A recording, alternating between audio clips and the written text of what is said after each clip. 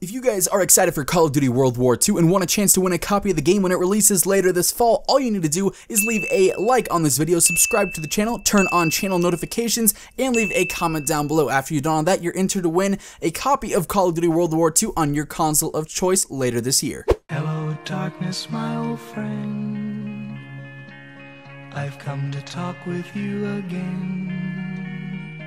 Hello? 911? Yeah, I'd like to report an abduction. Yeah, I haven't been able to find my friend in a long time. It's been a couple of weeks now and I haven't seen any sign of him. We have a problem.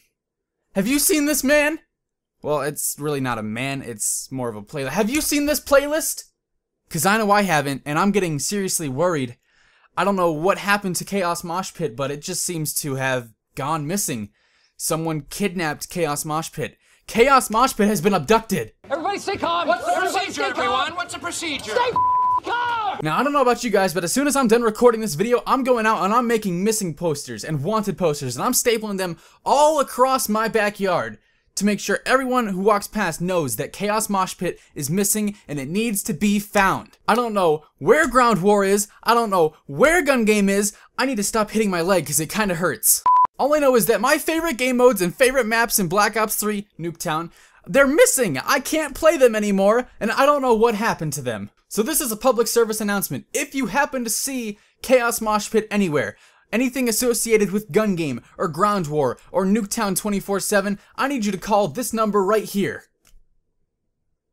On the real though, what happened to Chaos Mosh Pit? Just without any word or heads up or any notice whatsoever, it just vanished into thin air. There is no longer any Nuketown 24/7 or Chaos Mosh Pit playlist even. There's no Ground War, there's no Gun Game. This especially is a bummer for me because like literally all I would ever play in Black Ops 3 is either Ground War, Gun Game, or just the Chaos Mosh Pit playlist where I could go in and play Nuketown 24/7 basically. And now it's all gone and I don't know what to do with myself.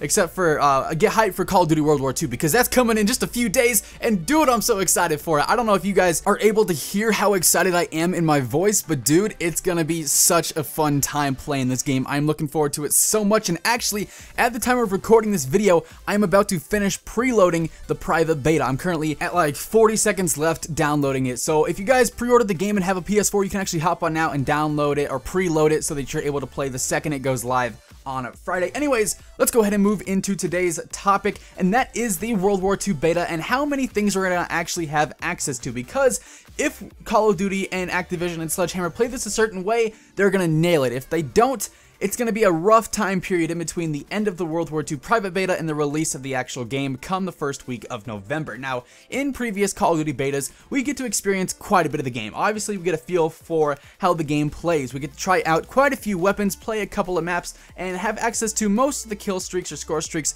and perks. However, the thing is, if you have access to too much of something before it's officially released, when that official release does come, it's not nearly as exciting or as anticipated, and it doesn't feel nearly as rewarding. You know, you wait for something and you wait for something, and as soon as it's released, you're so excited to get your hands on it, but if it's something that you basically have already experienced entirely already, it's not that special anymore, and that's something I feel like happened with the Black Ops 3 beta. We got to play so much of it, we got to use almost all of the weapons, almost all of the perks, almost all the score streaks, and by the time the game actually released, it's like, yeah, this is not anything really new. There's not much going on here that I didn't already experience in the beta, and it makes it seem like, you know, we just had to take a long break from the game for no reason in that case. So what I feel like World War II needs to do and what Sledgehammer needs to do with this beta is give us enough to experiment with. You know, we want to get a feel for the game, and obviously the point of this beta is to help improve it for launch. We want to be able to test things out, make sure there's not issues with gun balancing or different map glitches or different things like that. You know, we want to make sure the game is as flawless as possible come release.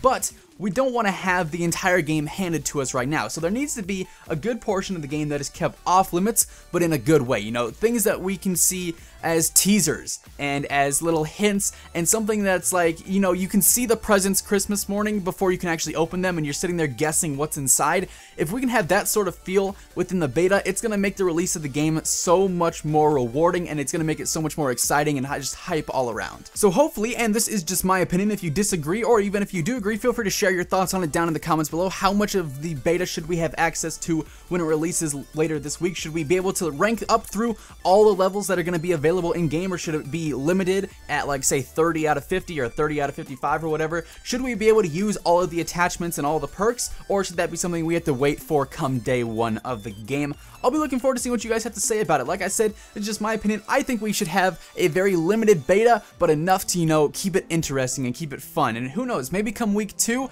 of the beta, since it's going to be split into 2 separate weekends, we get a little bit more content in week 2 so that it's spiced up a little bit and it adds a little bit more variety than what we had in week 1. Who knows? All I know is that I am excited for it. I am so excited and hyped for World War II. If you guys are as well, make sure to slap that like button, give this video a big old thumbs up rating. If you guys are brand new to the channel, feel free to subscribe as well, and make sure you turn on notifications so you guys get notified every single time a new video or stream goes live. That's going to do it for today. I will catch you guys in the next video, but until then, take it easy, have an awesome rest of your day, and of course, don't forget to smile because you are never gonna regret it. Peace out.